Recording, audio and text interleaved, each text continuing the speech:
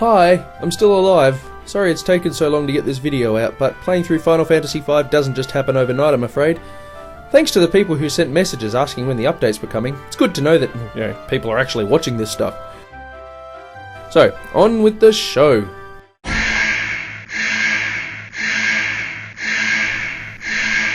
I won't be holding back on the spoilers. I'm under the assumption that 19 years after its release you would already have played Final Fantasy V if you wanted to, and seriously, the story's not that great anyway, but you have been warned. Final Fantasy V was considered a foreign enigma for so long, doing the business in Japan and completely ignoring the Western world. When it was finally released in English on the PlayStation, I was one of the first in line to play it. Then I also got the Game Boy Advance remake, which is what I played the game on this time, for a number of reasons. The Game Boy version's got a better translation, the battle backgrounds were redrawn and now look much nicer, and best of all, the horrible loading times of the PlayStation version are gone.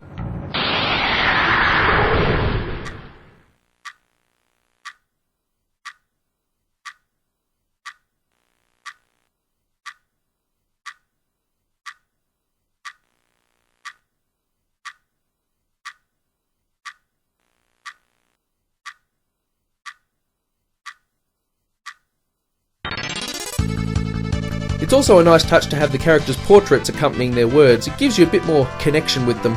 It's just a bit jarring that these portraits, based on Amano's inspirational paintings, bear no resemblance whatsoever to their in-game counterparts. Now for a little backstory.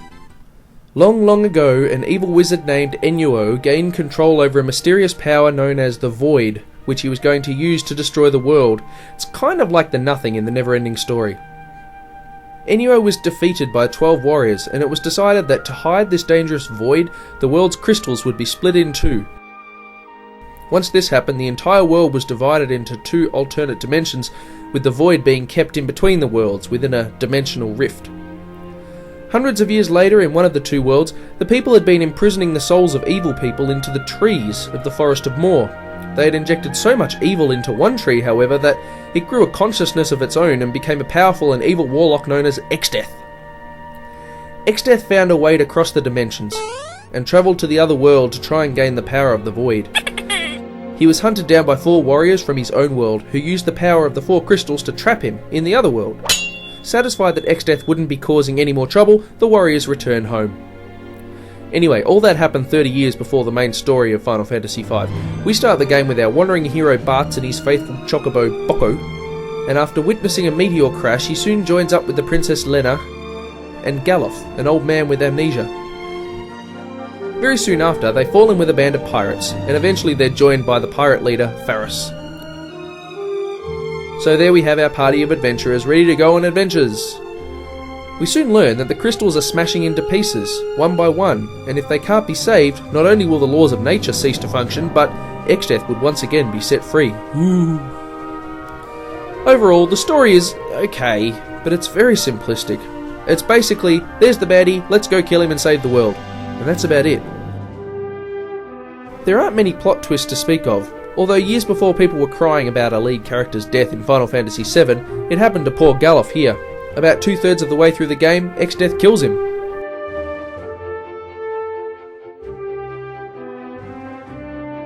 Luckily, his granddaughter Kryla can adopt all of his learned skills. Phew! The biggest problem I have with Final Fantasy V is its cardboard cutout characters that have very little in the way of personality. I hope that when the inevitable remake finally appears, the script gets a really good rewrite to make these characters a lot more interesting. Even the characters in Final Fantasy IV were more interesting to watch than this bunch. Even Exdeath, while nasty and evil, is pretty much just a token mwahahaha villain. Watch me do evil stuff because I'm evil. One of the best characters in the whole game is the comic relief part, Exdeath's lieutenant Gilgamesh, who has an ongoing love-hate relationship with the party of heroes, and he's got an awesome theme song.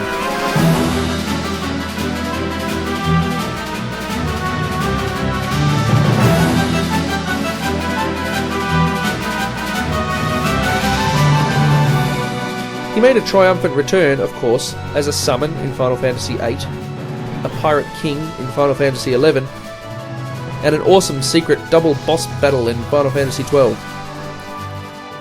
Sid's also a little bit different here. You first meet him trying to break out of jail, and for most of the game he's accompanied by his grandson Mid.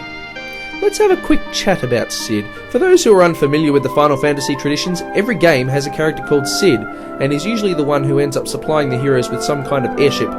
Sometimes he's playable, sometimes he's even a baddie. In Final Fantasy V, Sid and Mid are there to assist the heroes by building, inventing and fixing machinery, but they're not playable characters. But yeah, overall, the story in Final Fantasy V is just so-so. Pretty disappointing if you've been brought up on any of the games that came after this. Luckily, the gameplay is rock solid.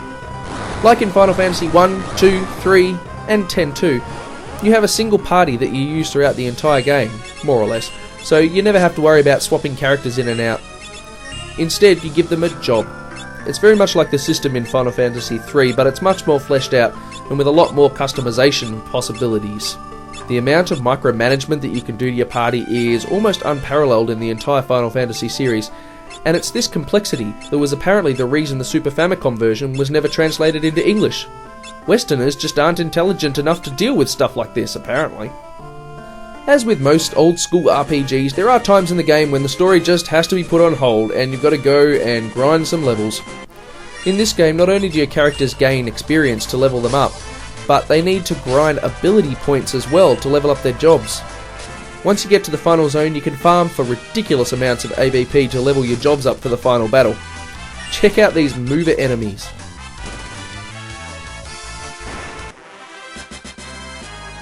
$199 ABP. The most you'd get from any monsters outside of this zone is about 4 or 5, so 199 is mega overkill, but it's pretty awesome nonetheless. This time playing through, I did a bit of pre-planning before I started raising levels. I got my list of jobs that each character would learn and which ones I wouldn't bother with. I put in a real effort with blue magic this time and ended up collecting every single spell, some of which are fantastically useful. Of course, this kind of gotta-catch-em-all gameplay is practically impossible without a guide, but that's okay. Final 5 has never got a sequel game, but it did get a kind of sequel in the anime Legend of the Crystals. These days, this 4-part series is pretty commonly mocked as an abomination, but I gotta tell you, back in the late 90s, being one of the first animes I'd ever seen and before I'd even really played a Final Fantasy game, I thought it was pretty awesome.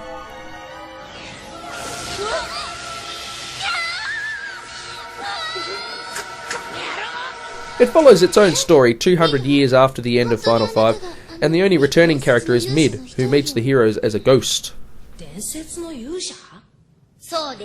So, the story is so-so, the characters are meh, the gameplay is great, and the leveling up is strangely addictive. It's also worth mentioning the wonderful soundtrack by Uematsu. Although not the best in the Final Fantasy series, there are some really great tunes in Final 5, a few which have been fully orchestrated and sound brilliant.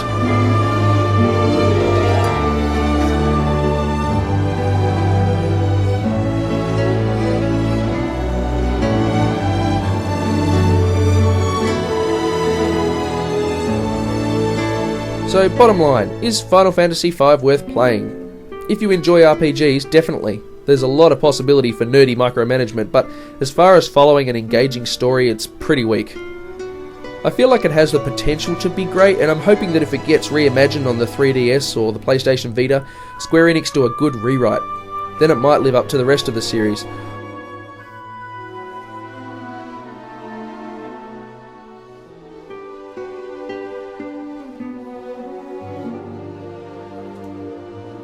I would still say it stands the test of time though.